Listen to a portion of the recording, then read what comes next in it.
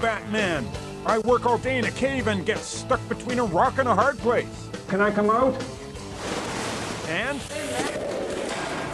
it's a jungle out there when we get a job at the Toronto Zoo. It's a living. It's a living. Come on, everybody, let's get to work. Work. And now, two-time Gemini Award winner, the hardest working man in the TV business today, Peter Jordan. It's a living. Vancouver Island is absolutely riddled with caves. But right now the riddle is, where the heck am I? Today I'm learning the business of caving, all the ins and hopefully the outs. Canada is renowned for its world-class caves, many of which go for miles below the Earth's surface. Mapping these caves is vital for all kinds of industries, and it's the job of modern-day cavemen like Paul Griffiths to work their way to the bottom. Paul maps these caves to create precise 3D computer models.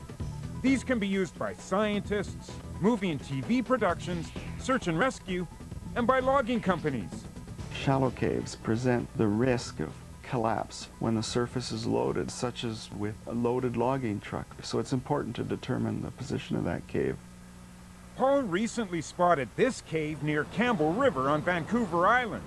It's our job to go in and map the whole thing out. Sheer limestone cliffs make hiking all the way to the cave impossible. It looks like we're going to have to rappel down to the cave opening. What makes matters worse, we can't get a clear view of the ledge we have to land on.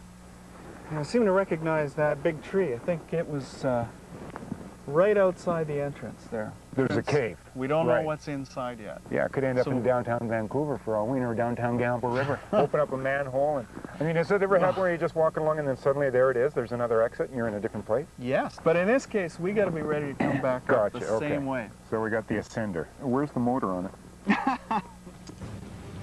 Rappelling is an essential skill for cavers. Paul's an expert. Okay, I think I can see the entrance, Peter. Yeah? Yeah. How far down? Wow, it's a fair size. Is it? How far down? It looks about 30 meters. And how much rope we got? I think we got about 35, so it's going to be tight. Paul made it look pretty easy, so I'm not too nervous as I start out over the edge. Nervous kicks in right about here. I had no idea it would be so steep or so high. Mind you, the only thing more frightening than rappelling down is the thought of having to climb back up at the end of the day. Holy, isn't that amazing? It's like a cathedral. Now, Paul, I mean, caves have traditionally been homes for all kinds of animals. Is there any, like, chance that there might be that sort of thing?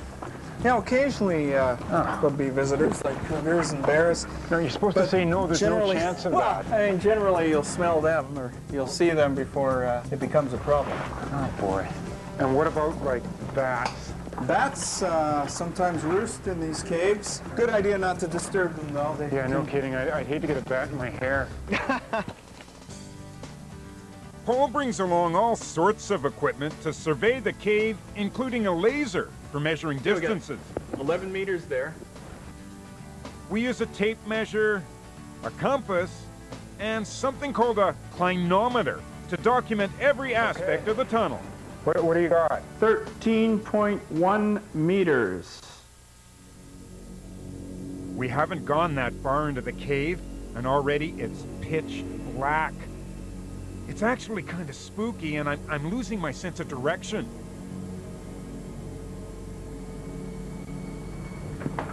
Peter, I think we've got something here. Can you come back? Wow, look at this. Looks like a pile of I think stones. we've got some bones. We better Really? just take a careful look here. Where do you see bones? There's a bone sticking out here, and these angular rocks, and look, there's a smaller one there. Can I pick that up, or is Oh, that... no, we better not touch it, Oh, Peter. okay, okay. Finding old bones isn't new for Paul. He recently led an expedition that discovered the oldest known remains of a cave bear in BC. We carefully document and photograph the bones, then collect a sample. It looks like a shoe. Well, I don't know. I'm no paleontologist or anything, but that looks really old. It almost looks like it's made of stone now. You can't say that these are 100 years old Right. or 10,000 years old. It'll be interesting to get a date on that, as well as an identification. I have no idea what it is. As Paul and I get back to the task of surveying, we descend even deeper underground. But finding those bones has spurred me on to look out for other discoveries. Paul, I think I found a spider. Oh, you're kidding? Yeah, really. As part of his job, Paul collects these cave-dwelling bugs and insects. Some are new organisms that pharmaceutical companies can use to develop new, potentially life-saving drugs. There's a hole at the top here going... You've got a side passage there? Yeah. Well, Peter, what do you think about heading up there? Really? Just have a look, yeah. And has it ever been that you get to the top and then it's just a hole that plunges down into the center of That's the earth? possible, so watch your footing. Make sure you don't encounter a shaft. Otherwise, we'll get the vertical gear out. Yeah. Oh my God, it keeps going. You're kidding. Listen. Hello. Oh, I'm telling you, it goes a long way. All right, sounds like we got to document this side passage for sure. I am right now on my belly, crawling towards this really interesting formation that looks like a column, a stalagmite dripping onto a stalactite, I guess. A stalagmite, yeah. What's the one that comes out of the ceiling? Stalactite Tight. and mites from the bottom. And it seems to be dripping, and then the drips are dripping onto like a mass. Can you fit past that column? Well, I could probably squeeze past, but it's very narrow beyond. Okay, make sure you don't damage anything. You know what, I'm not going to go by it, I don't think, because it looks to me like it goes on, but it's very small. Okay, it sounds fairly sensitive too, so that's I'm a afraid I good might knock plan it not over. to go past that point. Now, Paul, have you ever had that feeling where you just didn't want to keep going because you don't know where it's going and it's all black and everything? Well, quite honestly, Peter, I think it's the opposite. It's irresistible. It's quite a sensation knowing that you're the first one in that side passage, so you've got to keep going. Well, I think this job has got to be one of the best jobs in the country. I mean, where else could you work every day in an environment that generally no one else has ever seen? Paul, dare I say it? I think I see light at the end of the tunnel.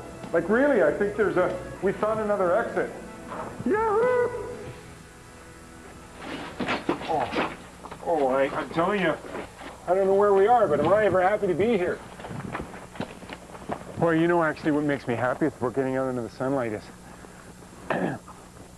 don't have to do the climb. Now, let's think about this, though, Peter. Yeah. We still have to go back and retrieve the ropes. So I don't think we have a choice. We got to go back through. Go back up the ropes and haul up the ropes. Well, those are really your ropes, I was thinking. Ah, they're expensive ropes. We Buy you some ropes. I'll just have to experience the cave a second time. Nothing wrong with that.